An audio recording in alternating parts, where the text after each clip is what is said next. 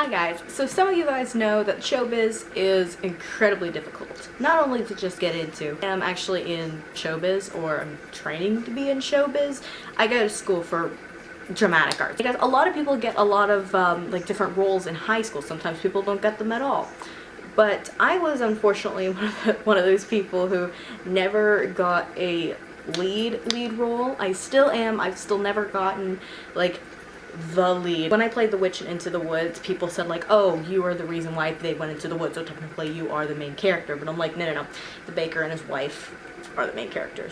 Just saying. Although Meryl Streep is amazing. One of the worst things that somebody could do to you in the theater industry or any kind of business industry is where a director kind of leads you on. This is actually kind of inspired by an article that I saw from this page called On Stage. If I find the article, I'll put it down below. Basically, this article was telling you like, how do you know whether or not that you were cheated from getting a role that was promised to you. And this is the story that I'm going to tell you guys. How I was basically cheated from getting a role that was more or less promised to me. Auditions were coming up for our school production of Diary of Anne Frank. The director of the show, she was my drama teacher the year before. And she had told us like, you know, hey everybody, I want you guys to make sure that you guys read up on Anne Frank if you plan on auditioning next year, because that's going to be the spring show. There were a lot of people who showed interest because, you know, Anne Frank, she's like amazing. People were kind of coming up to her, kind of joking. Oh, I could be your Anne Frank if you guys want a blonde. And then, here's the thing, I kind of got the feeling that she had me in mind for the role of Anne, because as soon as somebody said that, she just kind of looked at me. And guys, keep in mind, I had really long hair at the time. I did my research all summer. Like guys, I watched the movie that play that she was doing was based on.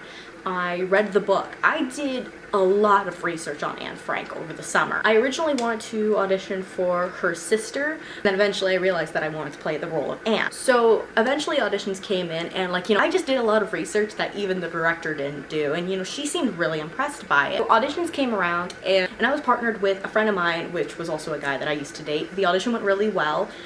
It was a scene between Anne and her boyfriend Peter, and like, well, at the time, like when they just start to talk, and you know, things went really well. The director would like, she was like awing the whole time. The way that the auditions were supposed to happen was it was going to be everybody auditions, callbacks, and then the third one would be where she has people already set up. She has the people she wants, she just needs to cast them in certain roles. So me and what was his name in Forbidden Woods? Me and Martin, we ended up getting callbacks for the second round. And at that point, like, she really narrowed it down. This time was that everybody was auditioning together, reading scenes together, and she just kind of mixed and matched a bunch of things. And she had me mostly read for Anne. She had me read a little bit for the mother and stuff like that. But she mostly had me read for Anne. Like basically any time that she needed an Anne, she called me up. Like sometimes she called other girls up, but she mostly called me up and this other girl. At this point, I told the director that if I got the role of Anne, I love my long hair, but I will cut it. And at this point, like, I didn't really care what role I got as long as I was just in the show. But of course, mostly I wanted Anne because she was the title character. I was just like really like overly excited, and like I was like really concentrating on my acting. I started listening to the movie on my way to school and back. Anytime I could, I just kept doing more and more research on Anne Frank to put myself into her shoes. Then eventually the third auditions came around, which was where she was supposed to pick multiple people for that she knew that she wanted to be in the show, but then she wouldn't have them set in snow. That didn't particularly happen. She had casted one person, like, officially, and that was Brooke for the role of Otto Frank, which, for those of you guys who don't know, is Anne Frank's, I almost said husband, father. Like, you know, he was fantastic in the role, and I'm just gonna throw that out there. And that's not just because I'm dating him. We weren't dating at the time.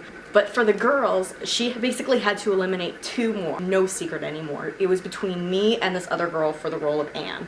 She had us both read monologues, and then eventually toward the end, she ended up having this other girl do the parts. And I was thinking, maybe she just feels bad, or maybe she got the part. I remember people were saying like, you're fantastic in that role. You're definitely gonna get something, if not Anne.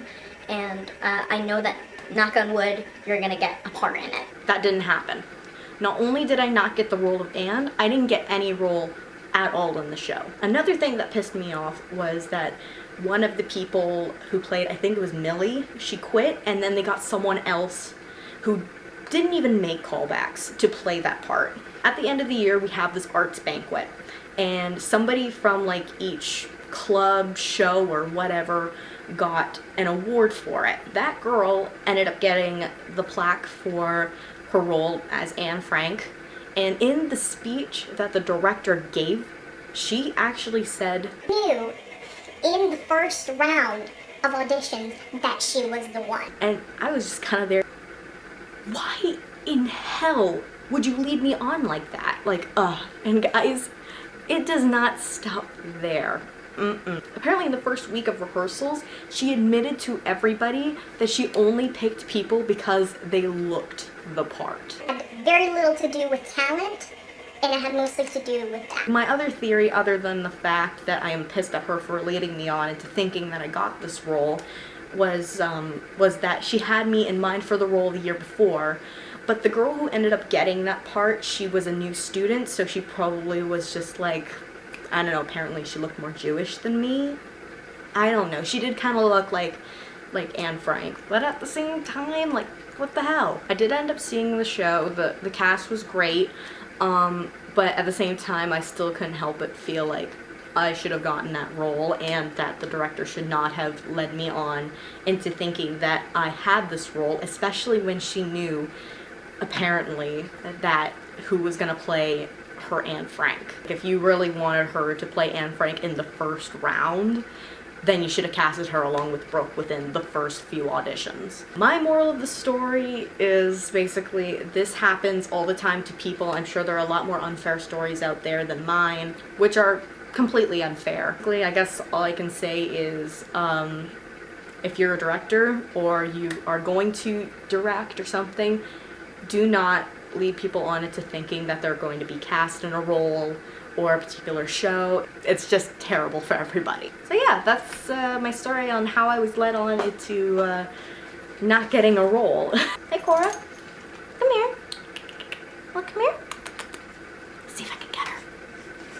You wanna come here? No? Ah, okay. Make sure you hit that like button and subscribe for more videos just like this one. Oh yeah, and also guys, thank you so much for voting for us for the lip sync battle that my friends and I made. I'll put the link over here or down here, whatever, because we actually ended up making it to the finals, and so that is awesome. And I guess that's it. I'll see you guys next week. Keep calm and sparkle on.